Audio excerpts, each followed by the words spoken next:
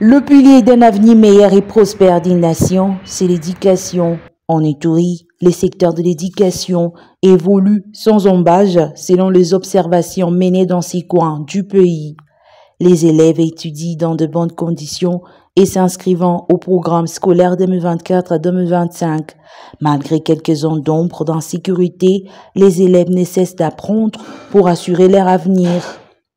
Voulant avoir une idée globale sur l'effectivité de l'année scolaire 2024-2025 qui est à la phase du deuxième trimestre. Pour le chef de la province éducationnelle, Ituri 1, Yvon Mukiabusele parle de l'opérationnalisation des écoles.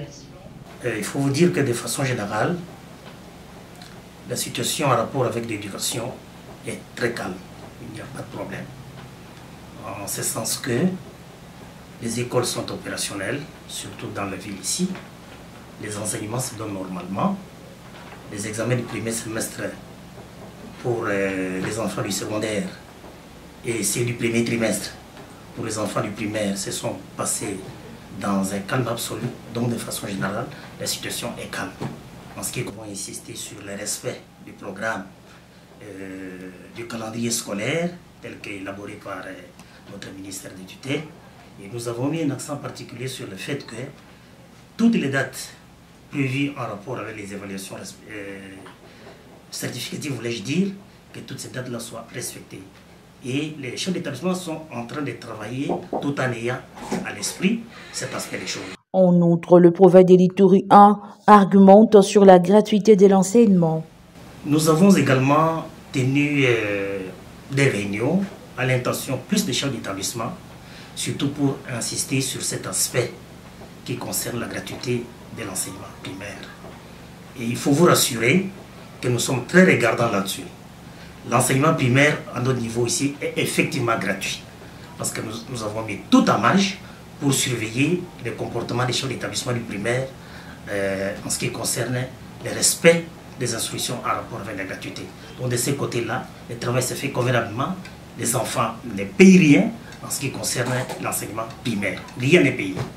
Nous avons nos émissaires, nous avons les instructeurs qui sillonnent pratiquement toute la province et qui ont été informés sur cet aspect. Ils savent que quelque part où on trouve quelqu'un qui s'est méconduit dans ce sens-là, on prend des mesures sur lui. Mais en tout cas, jusque-là, nous n'avons encore reçu aucune plainte, aucune inquiétude, aucune doléance en ce qui concerne le versement d'un quelconque frais en rapport avec l'enseignement primaire.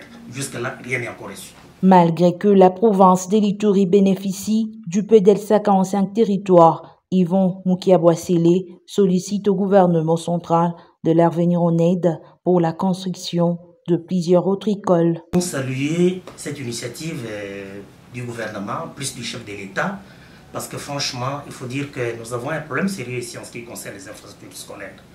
Il faut vous dire qu'il y a plusieurs classes qui fonctionnent, mais dans des conditions qui ne plaisent pas. Heureusement que le gouvernement a pris cette initiative-là de pouvoir lancer ces projets, ça nous a aidés. Nous avons bénéficié effectivement d'un certain nombre de bâtiments dans le cadre de ces projets-là. C'est comme ça que je dis que nous félicitons. Mais ça ne suffit pas encore parce qu'il y a encore plusieurs écoles qui sont dans les besoins. Plusieurs salles de classe sont encore dans un état de délabrement très avancé. C'est comme ça que je profite de votre micro pour lancer un plaidoyer à l'endroit de nos autorités nationales que l'on puisse penser à nous. Nous avons des problèmes très sérieux, surtout en ce qui concerne les infrastructures. En tout cas, si on peut continuer à penser à nous, ça serait une bonne chose. Mais sinon, l'initiative en rapport avec le programme des 145 territoires, nous l'avons salué et nous continuons à l'encourager. Pour la paix des enseignants, les prophètes exposent ici un tableau sombre. De façon générale, il ne se pose pas de problème ici. Mais ce qu'il faut relever, parce qu'en fait, dernièrement, je venais de rédiger un rapport circonstancié que j'ai adressé à nos autorités hiérarchiques de l'éducation, c'est le retard des paiements à la paie que la Caritas effectue. On constate qu'il y a certains territoires où les salaires viennent toujours en retard. À l'heure qu'il est par exemple dans les territoires de Djougou, tous les enseignants qui sont payés par la Caritas n'ont pas encore bénéficié de leur salaire. Nous avons trouvé que ce n'est pas une situation qui est normale parce qu'il faudra que les enseignants soient mis quand même dans des conditions favorables pour qu'ils puissent assumer les responsabilités de façon normale. C'est comme ça que nous avons écrit pour demander à nos autorités nationales de pouvoir plaider en faveur de ces enseignants-là auprès de Caritas nationale pour que cette difficulté soit résolue. L'ensemble de notre province éducationnelle, nous avons 25 622 enseignants. Évidemment, pour tous les niveaux d'enseignement que nous organisons ici, entendu par là l'enseignement maternel, primaire et secondaire. Et sur ces 25 622, il n'y a que 14 632 qui sont payés. En termes de pourcentage, c'est à peu près 57%. Les 43% autres sont des enseignants qui travaillent, mais qui ne sont pas encore pris en charge par l'État. Je voudrais encore une fois profiter de votre caméra pour demander aux autorités de continuer à fournir des efforts pour que ces enseignants-là soient pris en charge par le gouvernement pour qu'ils fassent un travail convenable. Parce que notre souci, c'est d'obtenir un enseignement de qualité. Et il y a beaucoup de paramètres qui entrent en ligne de compte. Entre autres, les paiements des enseignants. Utile au gouvernement de régler cette situation où 43% des enseignants sont impayés malgré ces sacrifices pour léguer des valeurs en de nombreuses progénitures dans quelques coins où il y a encore de l'insécurité. Ces enseignants valent mieux d'être payés.